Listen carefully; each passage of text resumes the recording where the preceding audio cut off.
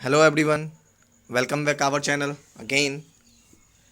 The subject is Highway Engineering of 5th semester SBTE as per syllabus. In previous videos or lecture, that is first lecture, we conclude what is camber, definition of camber, purpose, types, and what are the norms of IRC with respect to camber, high rainfall, low rainfall, etc. And the unit is geometric design of highway. This is our second lecture on third unit, geometric design of highway, and we will discuss in this video, in this lecture, curves, KERBS, road margin, road formation, right of way, etc. in detail with the help of number of diagram, with the help of number of slides. Okay. Now, if we talk about the curve, road margin, road formation, right way, these are the elements of highway. We can say these are the functional units of highway. Okay, let's talk about one by one. First one, separators. Second one, curves. Third one, road margin. Fourth one, road formation. And last one is right of way. According to your syllabus, four topics are given, that is curve, road margin, road formation, and right way. Okay, curve, road margin, road formation, and right way. The separators are not given in syllabus, but we discuss about the separators. What is separators? Okay, separators is also known as dividers. You can say dividers. Wait a minute.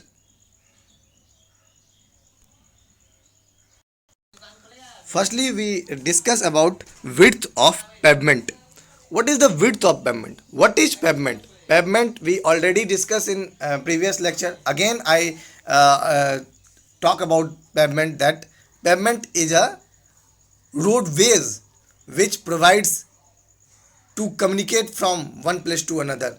A pavement is divided into two parts or two types, that is flexible or rigid. This pavement is 3.75 meter. Okay, but some things is noted about this, that is 2.44 meter is the maximum in India. What is maximum in India? The width of a vehicle, any width of any vehicle, that's width is all maximum size is 2.44 meter in India. Okay, the clearance width 0.655 meter one side, and another side is 0.655 meter. Okay, now next slide. We have what are the width, that is single lane 3.75 meter, two lane without curve 7 meter, two lane with curve 7.5 meter, intermediate lane 5.5 meter, multiple lane 3.5 meter per lane.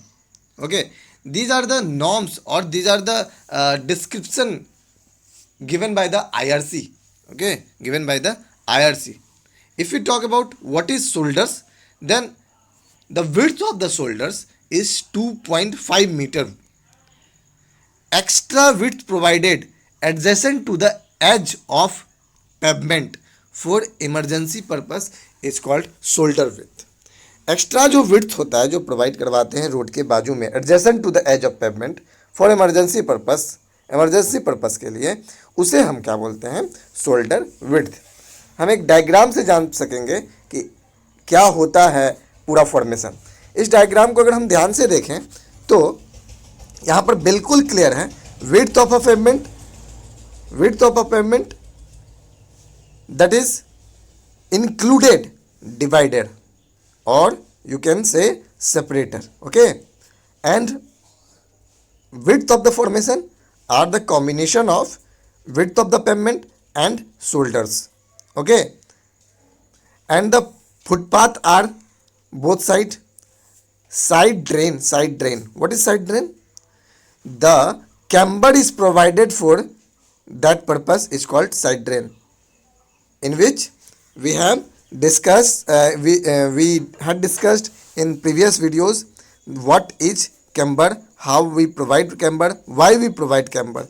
This side drain is an important role in camber. Okay, now next slide. Minimum width of the shoulder is 2.5 meter. Camber of shoulder should be 0.5% steeper than. Camber कितना होगा shoulder से? थोड़ा steeper होगा. थोड़ा steeper मतलब क्या होता है? स्टीपर मतलब और चोटी के जैसा, मतलब पहाड़ का अगर क्राउन की बात करें तो और स्टिप हो जाएगा. ठीक है ना. कौन? कैम्बर. किससे? शोल्डर से. कितना परसेंट? 0.5%. ठीक है. Camber of a road. Minimum camber required for shoulders is 3%. कम से कम 3% हमें शोल्डर्स प्रोवाइड करवाना पड़ता है. किसमें? हमारे पूरे पेवमेंट के इस विड्थ में. ठीक है. कम से कम 3% से कम नहीं. उससे ज़्यादा हो सकता है, उससे कम नहीं. For super elevated section camber of shoulder should be same as camber of road equal to super elevation. Super elevated section मतलब, अब सुपर एलिवेशन क्या होता है? एक तरफ के रोड को हम थोड़ा एलिवेट करने की कोशिश करते हैं, तो उसी को क्या कहते हैं? Super elevated section. Okay. Now what is curve and divider? Curve, it is separator between pavement and footpath. ध्यान दीजिएगा, separate between pavement and footpath. और डिवाइडर क्या होता है वो बाद में चर्चा करेंगे. अभी हम कर्व के बारे में बात करते हैं. What is curve? It is the separator between pavement and footpath. It provides lateral support to the pavement. कौन सा सपोर्ट देता है पेवमेंट को? लेटरल सपोर्ट देता है. किसको? पेवमेंट को. बाजू से सपोर्ट कौन देता है?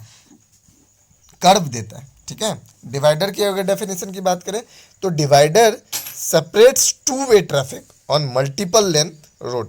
डिवाइडर्स क्या करता है, या ये क्या करता है? सेपरेट्स टू वे लेन. एक तरफ से आ रहा है, एक तरफ से जा रहा है. एनएच में देखे होगा आप लोग, तो उसमें क्या होता है? बीच में गार्डनिंग किया हुआ रहता है, फूल पौधे पेड़ वगैरह लगाया हुआ रहता है. वो क्या काम, उसे क्या बोलते हैं? डिवाइडर. ठीक है ना, या सेपरेटर. ये दो लेन को डिवाइड कर रहा होता है. It also reduce glaring effect due to headlight of opposite side vehicle. क्यों हम सेपरेटर्स को देते हैं? सेपरेटर्स में पेड़ पौधे क्यों लगाते हैं?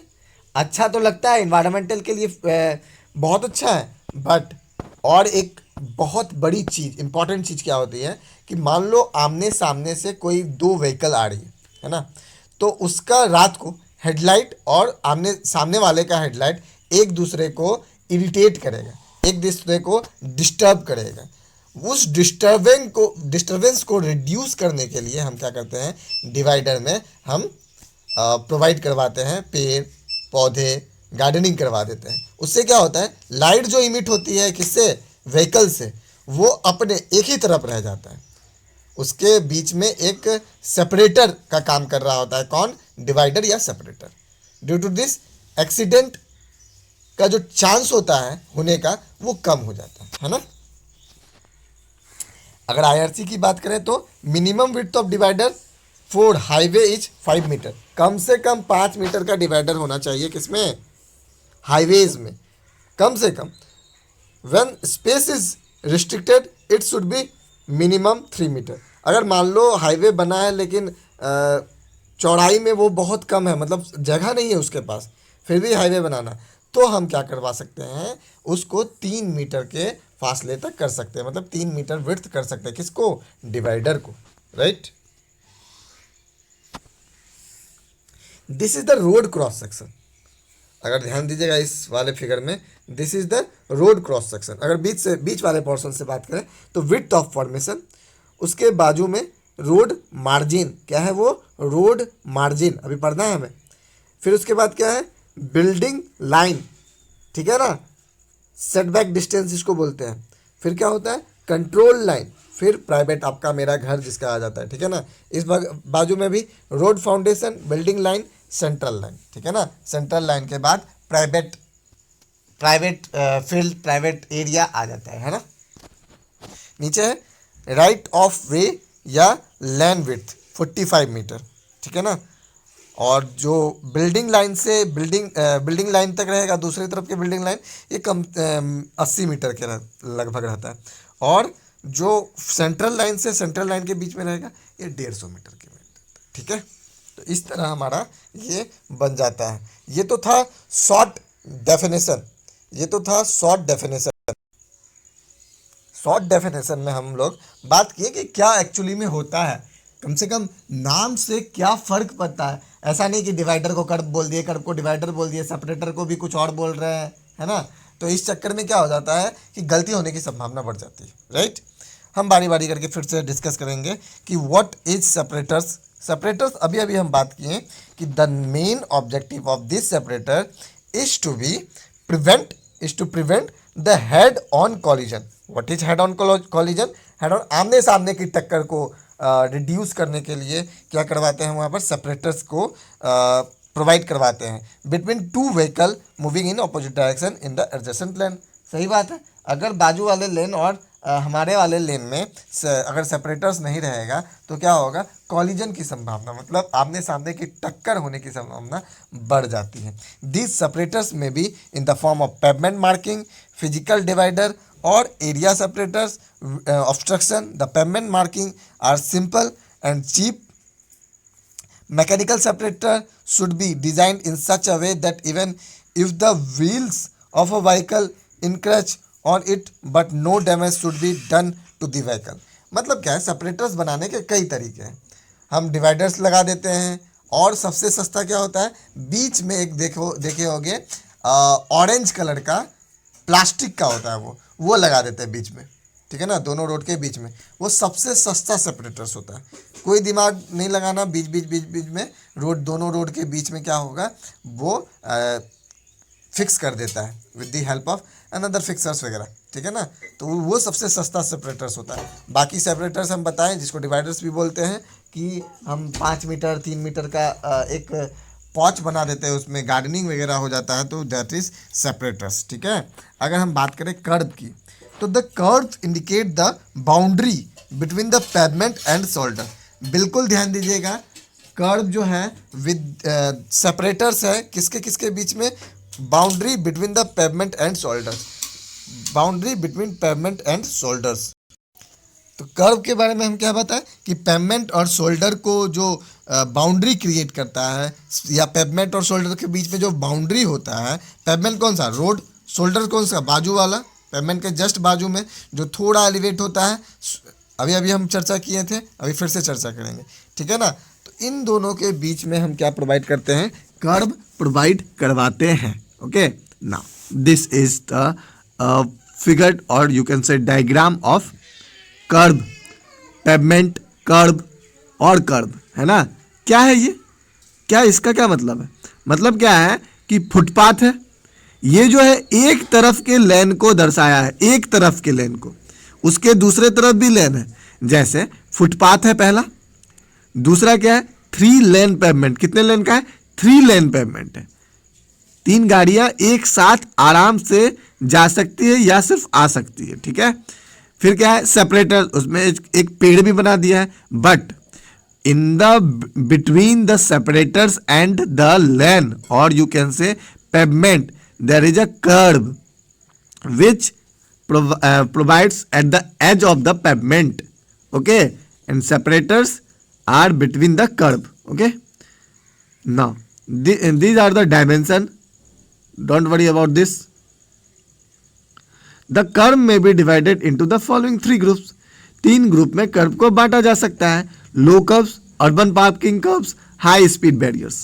अब क्या होता है low curve, urban parking curves, high speed barriers, देखते हैं, है ना। लो कर्व्स के बारे में अगर बात करें तो the height of this class of curve is 7 to 8 centimetre. कितना होगा सेंटीमीटर, कर्व का हाइट 7 से 8 सेंटीमीटर। सिर्फ और सिर्फ हम बात कर रहे हैं हाइट की अभी, जिसको हम क्लास 1 कर्व के नाम से भी जानते हैं। The vehicle can climb easily on this curve. अगर व्हीकल जो है आराम से 7 सेंटीमीटर 8 सेंटीमीटर चढ़ सकता है इन द सेंस मतलब कि उसके जो व्हील है वो आसानी से चढ़ सकती है। किस पे? 7 सेंटीमीटर 8 सेंटीमीटर पे। तो ठीक है, the vehicle can climb easily on this curves. These are also use for longitudinal drain. Longitudinal drain को प्रोवाइड करवाने में या मदद करने में ये यूजफुल है ना। Urban parking curves, that is class second curves. This class of curve is 15 to 20 centimetre height. कितना बढ़ गया? लगभग दोगुना बढ़ गया, दोगुना से भी ज़्यादा। ठीक है ना, 15 से 20 सेंटीमीटर क्या होता है? इस कर्व का हाइट होता है।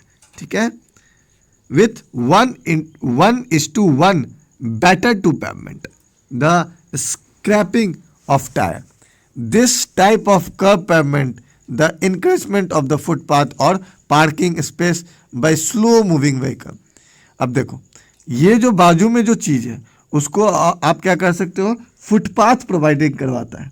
High speed barriers, class 3 curves, this class curve is used in hill roads or a bridge. These are the 25 to 45 centimeter high and do not allow the vehicle to leave the pavement. They have steep beta. मतलब क्या है कि ये पहाड़ी इलाका में use हो रहा होता है या ब्रिज पुल पे। ठीक है ना, इसकी हाइट कितनी होती है? 25 से 45 सेंटीमीटर। मतलब आपके छोटे वाले स्केल से लगभग 3 स्केल को अगर वर्टिकली रख दिया जाए तो उतने हाइट का क्या होता है? कर्व होता है। और ये व्हीकल को पेवमेंट छोड़ने नहीं देता है। Right, now next topic is road margin, that is various elements including in road margin are shoulders, parking lane, driveway, frontage road, cycle track, footpath, guardrail and embankment slope. These are the road margin. We talk about only shoulders, that is these are provided along the edge of the pavement on both sides to provide lateral support. Lateral support, बाजू से अगर support देना हो road को या pavement को तो हम शोल्डर्स प्रोवाइड करते हैं। Shoulders also serve as an emergency lane for damaged. ठीक है, आगे देखते हैं। Vehicles, the minimum width of shoulders should not be less than 4.6। कम से कम 4.6 मीटर का शोल्डर्स होना चाहिए, नॉट बी लेस देन, इससे कम नहीं। So that even parking of a widest truck of width 2.75। अभी हम बात करें, अगर कोई भी ट्रक रहेगा 2.75 मीटर से चौड़ा नहीं हो सकता है। ठीक है ना, इंडिया में the shoulders would have been a clearance of 1.85 metre from the edge. अभी हम जो विड्थ ऑफ द पेवमेंट बात किए उसी को एलोबरेट करने की कोशिश कर रहा है। Parking lane, driveway, frontage, cycle track, footpath, cycle track भी अब होने लग गया है साइकिल चलाने के लिए अलग लेन। ठीक है ना, फुटपाथ तो आप देखे ही होंगे। Guard rail, these are provided if the highway is constructed on embankments higher than 3 metre to prevent the vehicle from running off the pavement. मतलब अगर कंस्ट्रक्शन है embankment, if the highway is constructed on embankments, embankment मतलब ऊंचाई पे बना हुआ है, कौन? हाईवे, तब क्या देते हैं? ग्रिल टाइप का देते हैं, उसको गार्ड रेल बोलते हैं। ठीक है, embankment slope, the purpose of providing embankment slope is safe movement of traffic and also for aesthetic reason. ठीक है ना, सेफ रीजन, सेफ चले गाड़ी, इसलिए हम प्रोवाइड करते हैं। रोड फॉर्मेशन क्या होता है? द रोड फॉर्मेशन और width formation includes the width of pavement, shoulders and separators if any. ये सब चीज़ों को मिलाकर रोड फॉर्मेशन तैयार होता है। In the case of embankment the formation width is equal to the top width of embankments, and in case of cutting it is taken as the bottom width of the cutting minus the side of drain. मतलब क्या है कि पहाड़ वाले इलाका में क्या होता है और जहाँ पे embankments है वहाँ पर क्या होता है, किस टाइप से लेते हैं वो जिक्र किया हुआ है। ठीक है ना, this is formation width in embankments। देखो अभी हम चर्चा किए थे हैंड रिटन में, ये कंप्यूटराइज बेस्ड डायग्राम है जिसमें आपको road lane, overall width between building lines, overall width between contour lines, what is shoulders, side slope, ठीक है ना। ये सब चीज़ कैरिज वे मतलब जहाँ पे हम जा रहे हैं, ठीक है ना, मतलब रोड जिसको बोल रहे हैं, जिसको पेवमेंट बोल रहे हैं। साइड ड्रेन क्या होता है, ठीक है ना, पानी जाने के लिए होता है। ये सब चीज़ एक से एक डिटेल यहाँ पर लिखा हुआ है। The combination of control line and building line are known as setback distance. Okay, width of cutting, अभी अभी हम बात किए। Road ways width as per recommendation of IRC के नेशनल एंड स्टेट हाईवे में प्लेन एंड रोलिंग टेरन में, plain and rolling terrain मतलब क्या होता है, टेरन मतलब कि स्थल किस तरह का है, मतलब पहाड़ी नहीं है या एलिवेटेड नहीं है या उठा हुआ तो नहीं है, इस तरह का जो रोड है, इस तरह का जो सरफेस है, वहाँ पे जो है रोड विड्थ कितना कितना होना चाहिए ये दिया हुआ है। 12 मीटर, 9 मीटर, सिंगल लेन के लिए 7.5, 2 लेन के लिए 9 और विलेज रोड के लिए 7.5 मीटर सिंगल लेन के लिए, है ना। तो माउंटेन एंड स्टीप टेरन, जहाँ पे माउंटेन है वहाँ क्या होना चाहिए, स्टीप टेरन में कहाँ होना चाहिए, है ना। तो ये सारे चीज़ें आईआरसी के नॉर्म्स के अकॉर्डिंग है, राइट। किसके अकॉर्डिंग, आईआरसी के नॉर्म्स के अकॉर्डिंग। राइट वे मतलब it is the area of land acquired for the road along its alignment. The width of this land is known as land width and depends upon the importance of the road and its possible future development. ठीक है। Right way मतलब क्या है, it is the area of a land acquired for the road along its alignment. सारा जो area होता है alignment को लेके उसको हम क्या बोलते हैं, राइट ऑफ वे। ठीक है। The factors on which the land width depends are cost of land, width of formation, height of embankments और depth of cutting, topography of the area, drainage system, reserve land for future development etc.